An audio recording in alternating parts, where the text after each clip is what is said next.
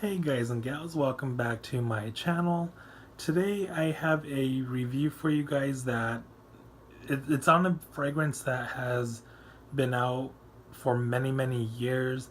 There's not a lot of talk about it going on in the wax community. I don't know if people just don't like it or because it's readily available at all times of the year that people just kind of overlook it. Um, it is a 2 wick 22-ounce tumbler in the soft wax. Um, right off the bat, I want to let you guys know that the wicks in these newer tumblers, they're not the same wicks as they were in like the past year or the year before that. They started to put in those helix wicks, which a lot of people were having issues with because they started to unravel and open up. I didn't mind those wicks, to be completely honest. I didn't really care for them. I wasn't happy for them. So it was definitely something that I noticed on this tumbler and a few other tumblers that I have purchased recently. The wicks now, they don't tend to unravel. They don't open up. And if you trim them a little too short, you're going to run into major issues before the candle even tunnels. Before the candle even pulls out, you're going to get tunneling.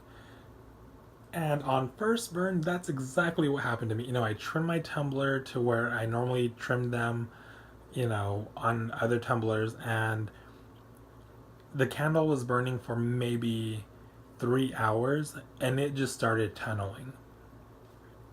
I didn't want to take the candle back and exchange it, so I had to do, the candle surgery on it, get it to where, it would pull out.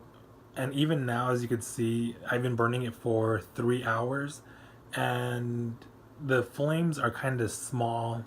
They're doing their job, they're doing what they're supposed to do, but they're not as high as, a normal flame should be. These, they look a little bigger, but they're about a half inch, the flames. So definitely be careful on trimming your wicks. Don't over trim. I would definitely leave them a little longer before you trim them, just so you can get a feel for the wicks, see how they're going to perform, and how your candle's going to work itself out. The scent description reads, a heartwarming blend of cinnamon, baking spices, and a hint of freshly poured tea. The top notes are apple, cinnamon, spice. Mid notes are nutmeg, cherry, juniper berry, and the base notes are coumarin and musk. So right off the bat, I could eliminate apple, cherry, juniper berry, and musk. What I do get is heavy cinnamon, almost like a red hot cinnamon candy, like a big red gum kind of cinnamon. I do get clove, which is not mentioned in the scent description at all. It's a very dominant note. The cinnamon is the star of the show. It's there. There's no way around it. It's a straight up cinnamon. The baking spices, I guess, cinnamon, clove, nutmeg, that's all there. The musk, like I said, it's not there. No juniper berry, no apple, no cherry. And I don't even get as Yankee calls it, a hint of freshly poured tea. Where's it at?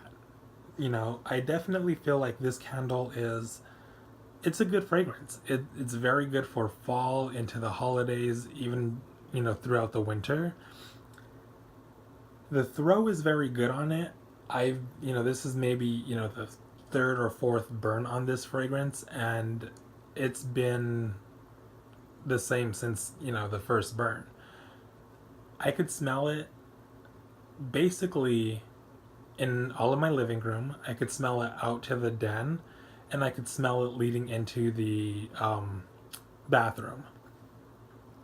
I would give it throw a 9 out of 10. It's strong without being overbearing. It's not going to, you know, make your eyes water or anything like that, which is pretty good for a cinnamon based candle. You don't ever want your eyes to water or, to feel nauseous while burning it.